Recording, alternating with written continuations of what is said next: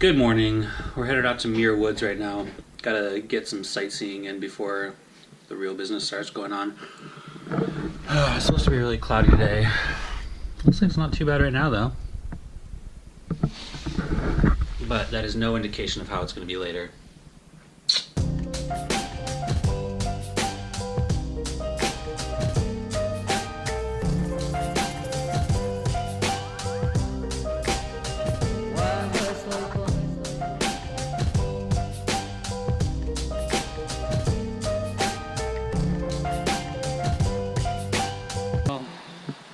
I hear that Trump is a serious nature lover.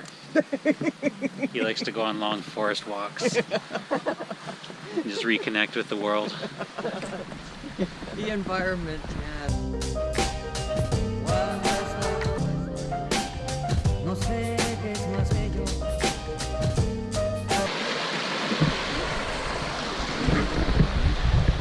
Let's keep moving along.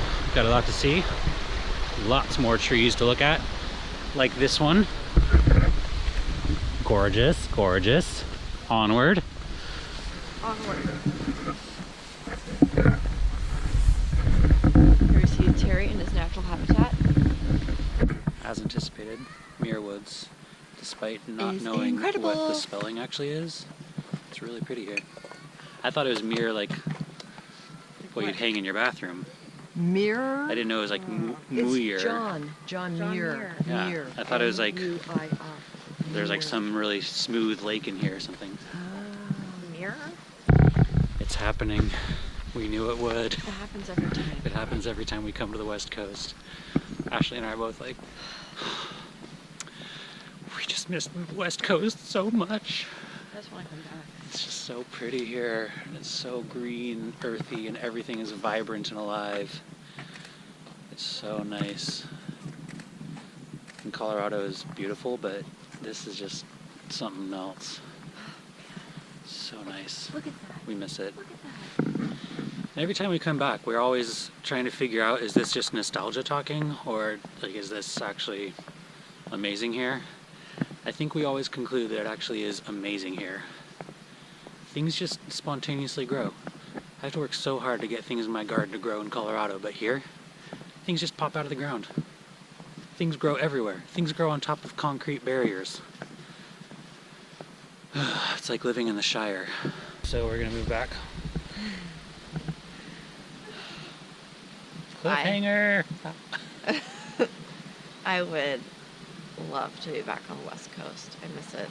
I miss it too. I miss it a lot. I miss it. I could move back, but you already know that, so. That's a bold statement.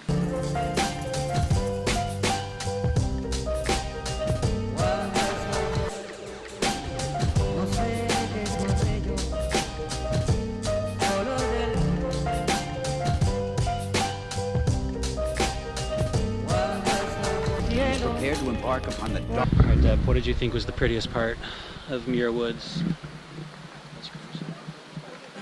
It's hard to imagine what was the prettiest. It was all encompassing. Oh, so I did a good job. All encompassing. All encompassing. All encompassing. Gorgeous. This place is really pretty. And there's so many places like this up and down the West Coast. Just all over the place. It's been so long since we've been to the beach, to any ocean. Colorado is so landlocked. Now we have finally returned back to our home, the Pacific Ocean. It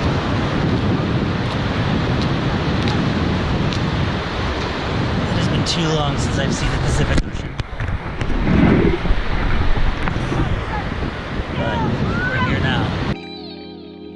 Our primary concern at this point should be, where do we go from here? A point well taken. Rock thought furiously. Alright, you know what it's time for?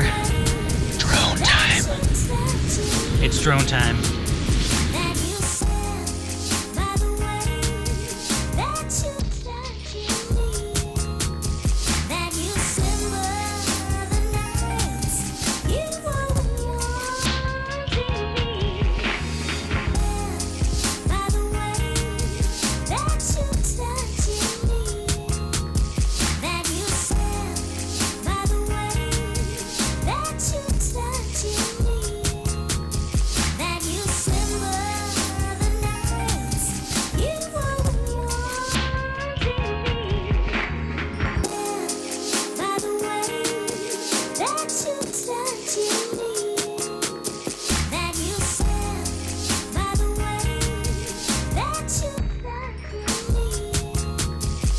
just took this drone out to 4,000 feet. That's crazy. There it is, 4,000 feet. I know, like, compared to like a lot of other super high-end drones, that's not a ton, but hey.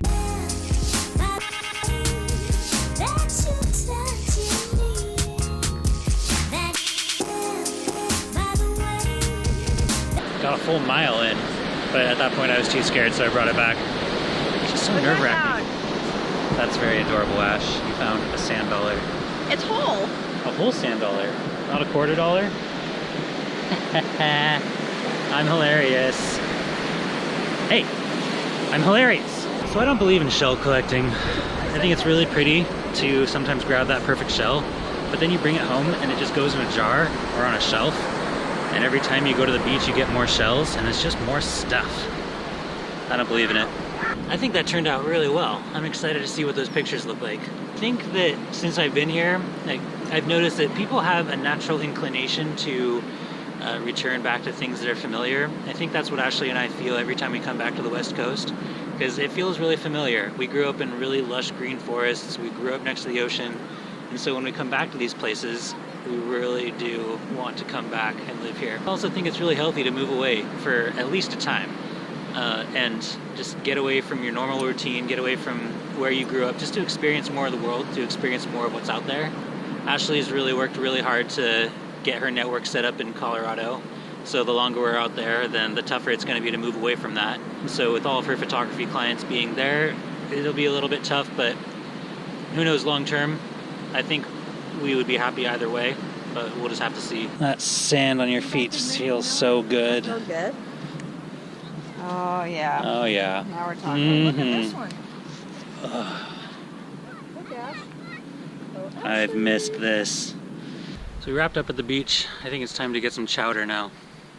You cannot come to this place and not have clam chowder. Finally getting a proper fish and chips. Yeah, baby.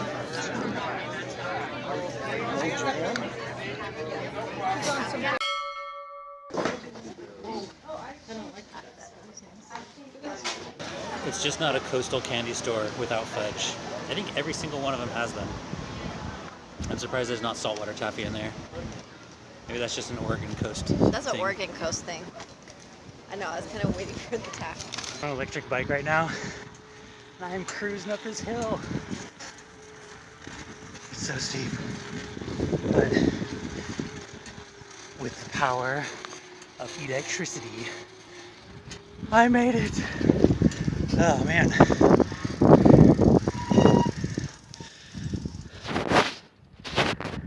That's awesome. So with almost no effort. So I guess that's as far as we can go on this road. This is really cool. I could see myself getting one of these someday. Not to mention how sweet the color is. Matches my shirt and jacket. This is really cool. Like, some of these hills are really steep, and I just cruised right up them. Like they were nothing. Alright, probably time to get back and return this bike, because this is actually just a test drive. I didn't actually rent it. Whoa! Just kicked in. Energy just kicked in. As soon as you pedal, the pedal assist kicks in, and so you gotta be careful, because if you pedal a little bit, it'll think you're trying to pedal, and just, I could see you get knocked off one of these things. I could get knocked off one of these things. Okay, so here is my review of this bike. I don't know anything about it, but it's awesome. It is so much fun going up these mountains, and it's so easy. It is so easy to get up these things. So I want an electric bike now so bad, because it's so much fun. Where are we going right now? To the swing. What's that? You won't believe it. It's, I don't know. Cameron, what is it? Just a swing. Up on the hillside, right? Yeah. Yeah. It's cool. It looks out into the entire bay.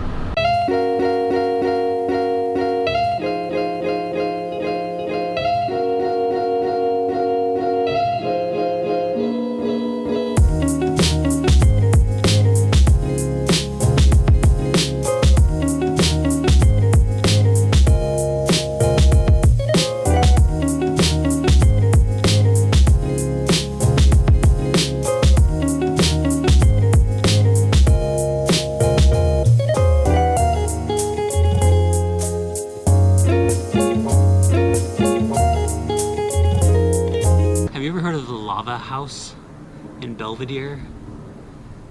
I'd never heard of it.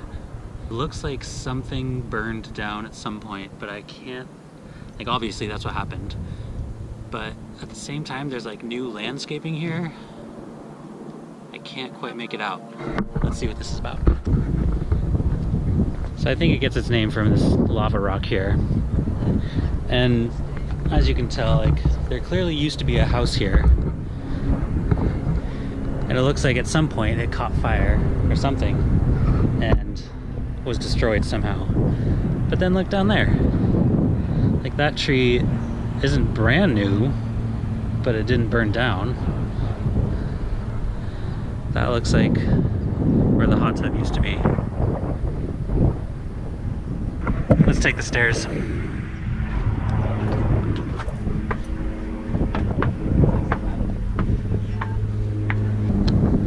There you go.